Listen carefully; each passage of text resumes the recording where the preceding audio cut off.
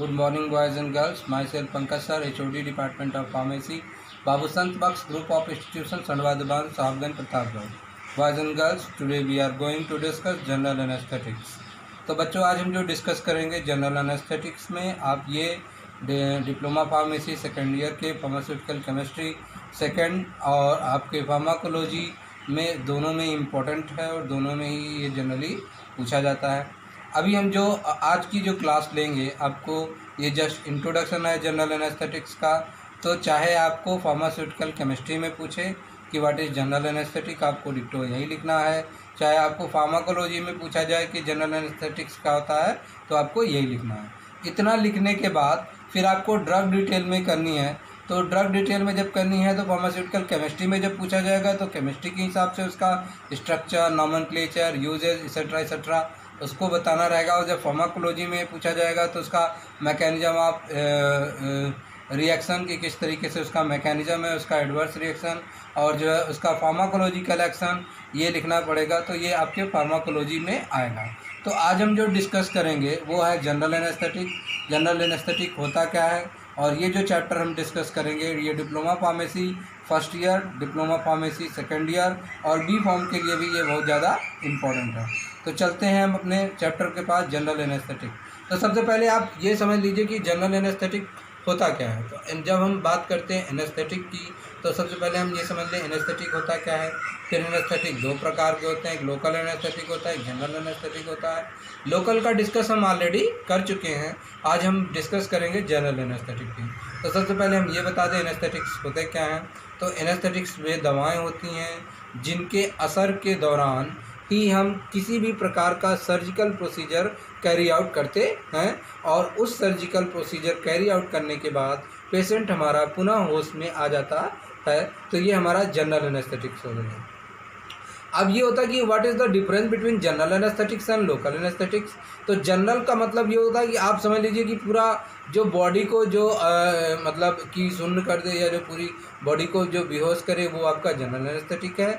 और जो एक स्थान विशेष को या एक अंग विशेष को क्या करे कि एनेस्थाइज कराए या शून्य करे, उसे हम लोकल एनेस्थेटिक्स के नाम से जानते हैं।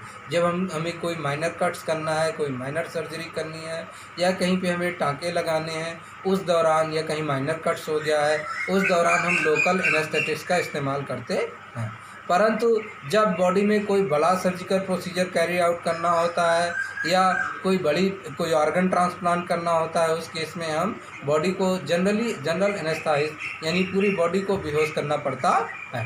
तो आज हम जो बात करेंगे वो जस्ट इंट्रोडक्शन है। चाहे फार्माकोलॉजी में पूछा जाए तो, चाहे फार्मास्यूटिकल केमिस्ट्री में पूछा जाए तो, ये इंट्रोडक्शन आप दोनों में लिखेंगे as a anaesthetic, general anaesthetic. चलिए हम अपने टॉपिक पे चलते हैं। Now come to the point. तो आज हम बात करेंगे जनरल एनेस्थेटिक्स की। तो जनरल एनेस्थेटिक्स होता क्या है, सबसे पहले ये ध्यान से देख लेते हैं। तो यहाँ पे देखिए क्या है ये कि general anaesthetics are agents which produce reversible loss of consciousness. तो सबसे पहले ये जान लीजिए कि कॉन्शियसनेस क्या होती है, फिर रिवर्सिबल लॉस ऑफ कॉन्शियसनेस के बारे में आपको बताते हैं। तो जनरल एनेस्थेटिक्स वे दवाएं होती हैं या वे एजेंट्स होते हैं जो प्रोड्यूस करते हैं reversible loss of consciousness. Conscious मतलब होता है चेतना या होश, जिसे हम होश या चेतना के नाम से जानते हैं। तो जनरल एनेस्थेटिक्स वे दवाएं होती हैं जिनके असर के दौरान क्या होता है कि चेतना कुछ समय के लिए जाती है और बाद में वापस आ जाती है। और ये जो कुछ समय होता है ये कितना होता है, ये कुछ समय उतना होना चाहिए, उतना सफिशिएंट होना चाहिए जितनी देर में हम कोई भी अपना सर्जिकल प्रोसीजर कैरी आउट कर सकें। वो क्या होता है हमारा कि जनरल एनेस्थेटिक्स होता है। तो देख लीजिए यहाँ पे क्या है, general anaesthetics are agents which produce reversible loss of consciousness, यानी जो चेतना जाए और बाद में क्या हो जाए, वापस आ जाए। So as to enable surgical operation to be carried out, यानी उस समय के दौरान हम कोई भी सर्जिकल प्रोसीजर कर सकें। अगला बात करते हैं कि क्लासिफिकेशन ऑफ जनरल एनेस्थेटिक्स की। तो इन जनरल एनेस्थेटिक्स कितने टाइप्स के होते हैं।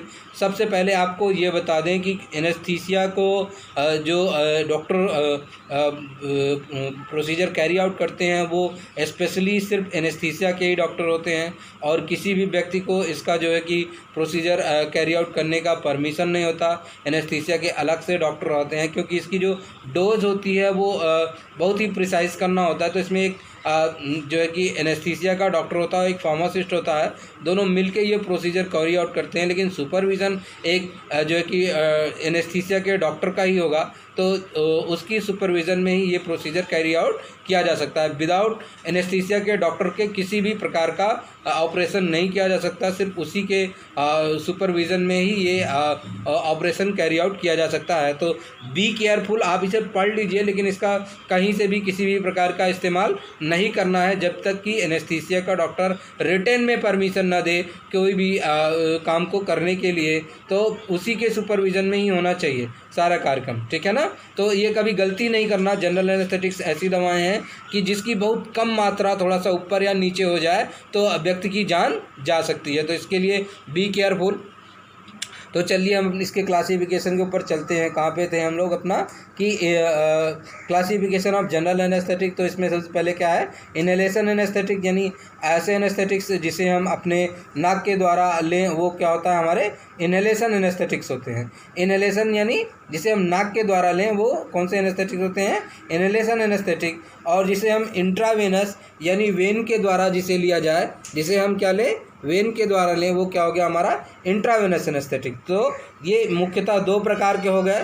पहला कौन सा हो गया आपका, इनहेलेशन एनेस्थेटिक्स हो गया, पहला इनहेलेशन एनेस्थेटिक्स हो गया, दूसरा क्या हो गया, इंट्रावेनस एनेस्थेटिक्स। तो अभी हम बात करते हैं इनहेलेशन एनेस्थेटिक्स की कौन कौन से हैं। तो इनहेलेशन एनेस्थेटिक्स में है आपका वोलेटाइल लिक्विड, यानी ऐसा लिक्विड जिसके अंदर ऐसी स्वतः प्रकृति हो कि वो स्वतः ही क्या करे, इवेपोरेट होता रहे, तो वो क्या हो गए, वोलेटाइल लिक्विड्स हो गए, ठीक है। और दूसरा क्या हो गया, गैसेस हो गई। तो गैसेस ऑलरेडी क्या होती हैं कि उड़ने वाली होती हैं। तो पहला क्या हो गया, वोलेटाइल लिक्विड्स हो गए, दूसरी गैसेस हो गई। तो इसमें ये इनका क्लासिफिकेशन है, देख लीजिए। तो हमने ऐसे ही कोड बनाया था ही देसी, जैसे कि प्रियंका चोपड़ा का गाना था देसी गर्ल, ठीक है। तो उसे लड़का कैसा चाहिए था, तो देसी चाहिए था, लेकिन लास्ट में विदेशी से शादी हो गई, वो तो दूसरी बात हो गई, लेकिन चाहिए क्या था, देसी। तो अगर लड़के के लिए हम हमेशा याद उपयोग करते हैं HE, ही मतलब वह होता है, और DESI देसी।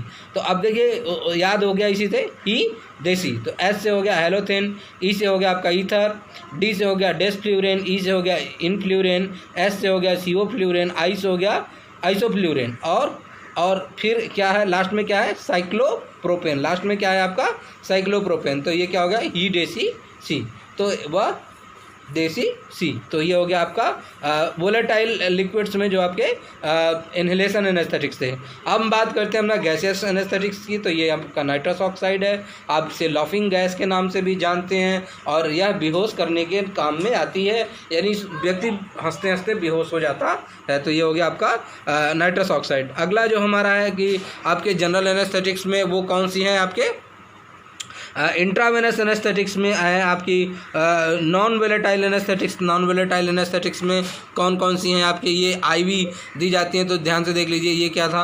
तो इसमें हमारे एक सर थे, उनका नाम था BK सर। तो हम अक्सर बोलते थे BK सर का पेट खराब। तो B हो गया, K हो गया, PET पेट। तो BK सर का पेट खराब। तो B से हो गया बेंजोडाइजापिन, K से हो गया कीटामाइन, P से हो गया प्रोपोफॉल, E से हो गया इटोमिडेट, और T से हो गया कीटामाइन। तो ये तो था हमारा कि आज का जो क्लासिफिकेशन था वो हमने यहाँ पे बताया। और अब थोड़ा सा देख लीजिए, जो आपके डिप्लोमा फार्मेसी सेकेंड ईयर के जो फार्मास्यूटिकल केमिस्ट्री है उसका आप सिलेबस देख लीजिए कि वहाँ पे कौन कौन सी है। तो यहाँ पे देखिए आप जनरल एनेस्थेटिक्स है, ये कौन सा चैप्टर है आपका, जनरल एनेस्थेटिक्स। और ये जनरल एनेस्थेटिक्स में जिन दवाओं के ऊपर स्टार बना हुआ है उसका स्पेशली हमको स्ट्रक्चर और नोमेनक्लेचर दोनों देखना है। तो यहाँ पे क्या है आपका हाइलोथेन हो गया, साइक्लोप्रोपेन हो गया, डाइथाइल ईथर हो गया, और हो गया आपका मेथोहेक्सिटॉल सोडियम हो गया, और थियोपेकॉल हो गया, थियोपेंटॉल सोडियम होगा दरअसल ये, लेकिन थियोपेकॉल सोडियम लिखा हुआ है। और ये क्या हो गया, ट्राइक्लोरोइथाइलिन। तो ये कौन से हो गए, ये आपके वो दवाएं हो गई जो आपके एज पर सिलेबस हैं आपके जनरल एनेस्थेटिक में फार्मास्यूटिकल केमिस्ट्री सेकेंड में। तो ये इनका भी ध्यान देखिए। लेकिन आपको जो सब एग्ज़ाम के लिए जो इम्पोर्टेंट है वो कौन सी हैं, हाइलोथेन, साइक्लोप्रोपेन और डाइथाइल ईथर। तो ये जो 3 मेडिसिन है ये एग्ज़ाम के दृष्टिकोण से इम्पोर्टेंट है। तो ये बहुत ज़्यादा पूछी जाती हैं। तो ये तो था हमारा सिलेबस डिप्लोमा फार्मेसी का। अब हम चलते हैं कि कौन कौन से स्टेजेस होते हैं। तो यहाँ पे स्टेज देख लीजिए, स्टेजेस ऑफ एनेस्थीसिया। तो देख लीजिए कौन कौन से स्टेज होते हैं। तो देखिए ध्यान से, व्हेन एडमिनिस्टर्ड जनरल एनेस्थेटिक, यानी जब जनरल एनेस्थेटिक शरीर में पहुँचाया जाता है, यानी जब जनरल एनेस्थेटिक शरीर में पहुँचाया जाता है, then it is necessary to control of the depth of anaesthesia. तो यह ज़रूरी होता है कि हम एनेस्थीसिया की गहराई को क्या करें, कंट्रोल कर सकें, यानी एनेस्थीसिया की सीमा को कंट्रोल करना बहुत ही ज़रूरी होता है। तो ध्यान से सुनिए, when administered general anaesthetics then it is necessary to control of the depth of the anaesthesia, यानी जब हम जनरल एनेस्थेटिक्स बॉडी में पहुंचाते हैं तो यह बहुत ज़रूरी होता है कि हम उसकी सीमा को क्या करें, कंट्रोल करें। द स्टेजेस ऑफ एनेस्थीसिया में be divided into the following 4 stages. और जो एनेस्थीसिया की जो स्टेजेस हैं उसे मुख्यतः 4 भागों में डिवाइड किया गया है।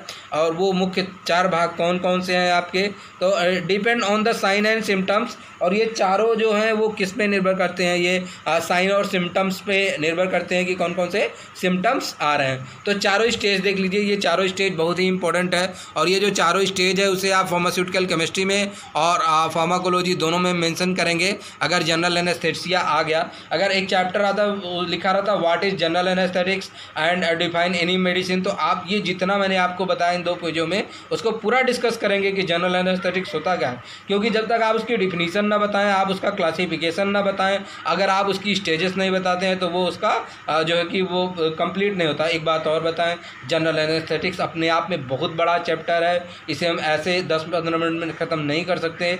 लेकिन आप ये समझिए कि यहाँ पे जो भी बताया जा रहा है ये डिप्लोमा फार्मेसी और बी फार्म स्टूडेंट के लिए बताया जा रहा है, तो इतना सफिशिएंट है इनको एज ए इंट्रोडक्शन लिखने के लिए। तो यहाँ पे हम चलते हैं अपने स्टेज 1 की बात करते हैं। ये स्टेज कौन सा है, हमारा 1 है। इस स्टेज को हम क्या बोलते हैं, स्टेज ऑफ एनाल्जेसिया, क्योंकि इस स्टेज में दर्द की अनुभूति नहीं होती। और इस स्टेज को हम कॉर्टिकल स्टेज भी कहते हैं, या हम इसे स्टेज फर्स्ट कहते हैं। तो चाहे हम इसे स्टेज फर्स्ट कहें, चाहे स्टेज ऑफ एनाल्जेसिया कहें, या कॉर्टिकल स्टेजेस कहें, ये सब हमारा एनेस्थीसिया के स्टेज 1 में आता है। जैसे अगर कोई किसी को ना समझ में आ रहा है ये स्टेज 1 क्या होता है, तो आप ध्यान से सुनिए कि अगर आप कोई बाल लेके और आसमान की तरफ फेंक रहे हैं, जितना तेज़ आप बाल फेंकेंगे बाल उतना तेज़ जाएगी।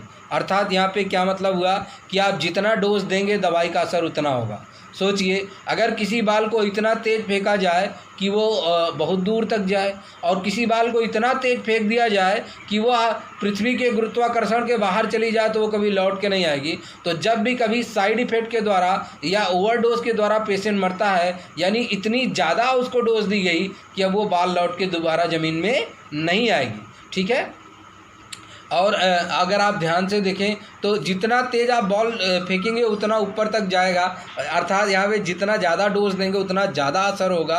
और अगर बहुत ज़्यादा हम बाल तेज़ फेंक दिए, यानी इतना तेज़ फेंक दिए कि गुरुत्वाकर्षण के जो हमारी 11.2 किलोमीटर प्रति सेकंड से ज़्यादा अगर हम स्पीड से फेंक देंगे तो वो पृथ्वी की कक्षा के बाहर चला जाएगा। अर्थात यदि डोज यहाँ पर ज़्यादा दे देंगे तो व्यक्ति की क्या हो जाएगी, मृत्यु हो जाएगी। तो सबसे पहले देखिए स्टेज 1 क्या होता है। स्टेज 1 ये प्रारंभिक अवस्था है। दवाई देने पे सबसे पहले स्टेज 1 आती है। अगर कम डोज देंगे तो दवाई का असर सिर्फ स्टेज 1 में होगा और अंतोगत्वा पेशेंट क्या होगा कि पुनः अपनी प्रारंभिक अवस्था में आ जाएगा। अगर हम आपको इलाज में आप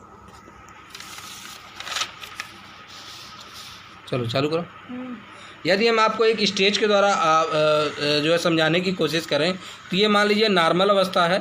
जितना हम डोज बढ़ाते जाएंगे उतना क्या होगा, असर होगा। समझिए, अगर हम थोड़ी सी डोज ज़्यादा दे दिए तो ये क्या हो गया, अगर आप मान लीजिए स्टेज 1 हो गया, फिर यहाँ पे क्या हो गया स्टेज 2 हो गया, ठीक है, और यहाँ पे क्या हो गया स्टेज 3 हो गया, और यहाँ पे क्या हो गया आपका स्टेज 4 हो गया। ठीक है।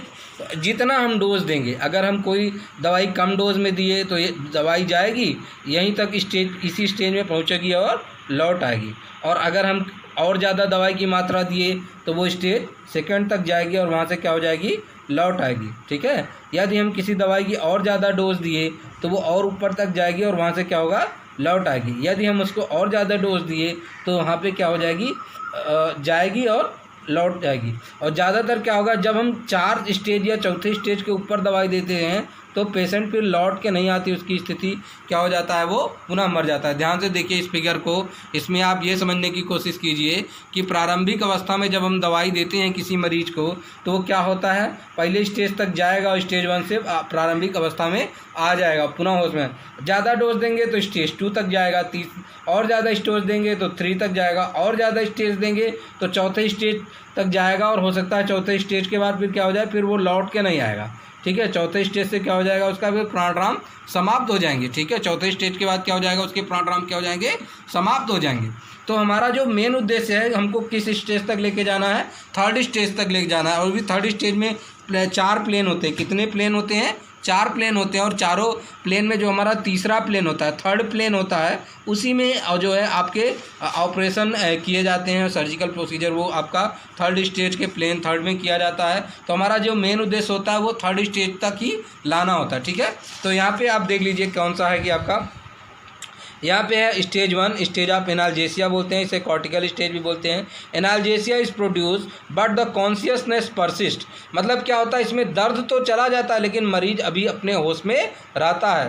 But the patient is sleepy, और मरीज क्या होता है, स्लीपी होता है, यानी उस आधा नींद में होता है और आधा नींद में नहीं होता है। उसका दर्द तो जो है कि नहीं रहेगा, लेकिन मरीज अभी भी होश में रहेगा और स्लीपी रहेगा, यानी आधा नींद में रहेगा और आधा जागता रहेगा, due to the depression of higher cortical centre. और ये क्यों होता है, क्योंकि कॉर्टिकल सेंटर क्या होता है, उस समय डिप्रेस होता है। अगला जो स्टेज है वो क्या है, स्टेज 2, इसे हम स्टेज ऑफ एक्साइटमेंट कहते हैं। ये स्टेज बहुत ही खतरनाक होता है, इसमें पेशेंट बहुत हाथ पैर चलाता है। तो इस स्टेज को कंट्रोल करने के लिए हम प्री एनेस्थेटिक मेडिसिन देते हैं। हम किसी दिन डिस्कस करेंगे प्री एनेस्थेटिक मेडिसिन क्या होता है। एनेस्थीसिया से पहले कुछ दवाएं दी जाती हैं ताकि आपके जो एनेस्थीसिया के जो साइड इफेक्ट हैं, एडवर्स इफेक्ट हैं, उनको कंट्रोल किया जा सके। ठीक है, तो वो कौन कौन से हैं, तो उस स्टेज 2 में पेशेंट बहुत हाथ पैर चलाने लगता है, उसे स्टेज ऑफ एक्साइटमेंट या स्टेज ऑफ डिलेरियम भी बोलते हैं। तो ध्यान से सुनिए, लॉस ऑफ कॉन्शियसनेस, यानी आपकी जो प्रारंभिक स्टेज थी उसमें पेशेंट होश में था, लेकिन 2nd स्टेज में पेशेंट होश में नहीं है। And due to the excitement and leads of the excitement and delirium, और इसमें पेशेंट बहुत हाथ पैर चलाने लगता है। और अगला जो स्टेज है हमारी 3rd स्टेज, यही हमारी जो मेन है, ये 3rd स्टेज है, इसे सर्जिकल एनेस्थीसिया स्टेज कहते हैं। और सभी प्रकार के ऑपरेशन जो कैरी आउट होते हैं वो 3rd स्टेज तक होते हैं। यानी हमारा जो मुख्य उद्देश्य होता है कि मरीज को इतना डोज देना कि 3rd स्टेज के 3rd प्लेन में पहुंच सके। स्टेज 3rd भी हमारा 3 प्लेन में डिवाइडेड होता है, यहाँ पे हमने नहीं बताया, डिप्लोमा के लिए इतना सफिशिएंट है। The activity of the spinal cord reflexes is minimised, यानी जो स्पाइनल कॉर्ड की जो रिफ्लेक्सेस हैं वो क्या हो जाएंगे, मिनिमाइज यानी कम हो जाएंगे। Skeletal muscle are relax is obtained, जो हमारी जो स्केलेटल मसल है वो क्या हो जाएंगी, रिलैक्स हो जाएंगी। Most of the operation are perform in this stage, और लगभग सारे ऑपरेशन इसी स्टेज में ही परफॉर्म किए जाते हैं। अगला जो हमारा स्टेज है वो क्या है, हमारा स्टेज 4 है, इसे हम मेडुलरी पैरालिसिस बोलते हैं। यहाँ पे क्या होता है, रेस्पिरेटरी फेल्योर हो जाता है, यानी श्वसन तंत्र हमारा क्या हो जाएगा, पूरी तरीके से बैठ जाएगा। और क्या हो जाएगा, depression of the vital function and medulla and brain stem, यानी जो शरीर में जो जैविक फंक्शन है वो भी क्या हो जाएंगे, बैठ जाएंगे, यानी कार्य करना बंद हो जाएगा, यानी पेशेंट की मृत्यु हो जाएगी। यानी जो हमारा जो आप जनरल एनेस्थीसिया में है, जो हमारा जो 3rd स्टेज है वही हमारा मुख्य स्टेज है, और इसी तक ही लाने का प्रयास करते हैं। तो अभी आप इन 2 पेजों का स्क्रीन आउट देख लीजिए और आप इसका स्क्रीनशॉट लेके इसको तैयार कर लीजिए। यहाँ पे क्या है, जनरल एनेस्थीसिया आपको बताया है कि such type of patient which produce the reversible loss of consciousness as to be the enable to be surgical operation to be carried out, यानी उस समयांतराल में जिसमें मरीज बेहोश हो रहता है उस समय में क्या होता है, ऑपरेशन किया जा सकता है। अगर हम अपने शब्दों में कहें तो जनरल एनेस्थेटिक्स वे दवाएं हैं जो मरीज को कुछ समय के लिए मूर्छा अवस्था में लेके आती हैं, जिसके दौरान मरीज का क्या होता है, सर्जिकल ऑपरेशन किया जा सकता है और बाद में उसका होश पुनः लौट के चला आता है, वो आपकी जनरल एनेस्थेटिक्स होती है। क्लासिफिकेशन में हमने बताया, इनहेलेशन एनेस्थेटिक्स में आपका वोलेटाइल था और गैसेस थी। वोलेटाइल में हमने बताया हेलोथेन, ईथर, डेस्फ्लोरेन, इनफ्लोरेन, सिवोफ्लोरेन, आइसोफ्लोरेन और साइक्लोप्यूरेन, और गैसेस में बताया नाइट्रस ऑक्साइड। इंट्रावेनस एनेस्थेटिक्स में मैंने आपको बताया नॉन वोलेटाइल एनेस्थेटिक्स था, उसमें क्या बताया था, बी के सर का पेट खराब, बी से बेंजोडाइजापीन, के से केटामाइन, प्रोपोफॉल, ई से इटोमिडेट और टी से आपका कीटामाइन। ठीक है, तो आपका अभी आप यहाँ पे देख लीजिए आप यहाँ पे देख लीजिए, इसका स्क्रीन आउट देख लीजिए, ठीक है ना। इसका आप स्क्रीन आउट देख लीजिए, तो स्क्रीन से आपको क्या पता चल जाएगा कि कौन कौन सी मेडिसिन है और कौन कौन सा इसको पढ़ना है, ठीक है। तो यहाँ पे आप इसका स्क्रीन देख लीजिए और आप इसको क्या कीजिए, तैयार कर लीजिए। कहीं से भी कोई समस्या आएगी तो आप मुझे जो है कि फ़ोन कर सकते हैं। और सॉरी, यहाँ पे एक मेडिसिन लिखना भूल गए थे, तो यहाँ पे टी से होगा थियोपेंटॉल, सॉरी यहाँ पे टी से क्या होगा, थियोपेंटॉल, ठीक है। तो आप इसका ये स्क्रीनशॉट ले लीजिए और इसको क्या कीजिए, तैयार कर लीजिए, ठीक है। तो कहीं से भी कोई भी समस्या आती है तो आप मुझसे फ़ोन कर लीजिएगा। और ये जो है कि इतना आपके diploma first year, sorry diploma second year में फार्माकोलॉजी और फार्मास्यूटिकल केमिस्ट्री के लिए ही बहुत ही ज़्यादा इंपॉर्टेंट है, ठीक है। थैंक यू, धन्यवाद।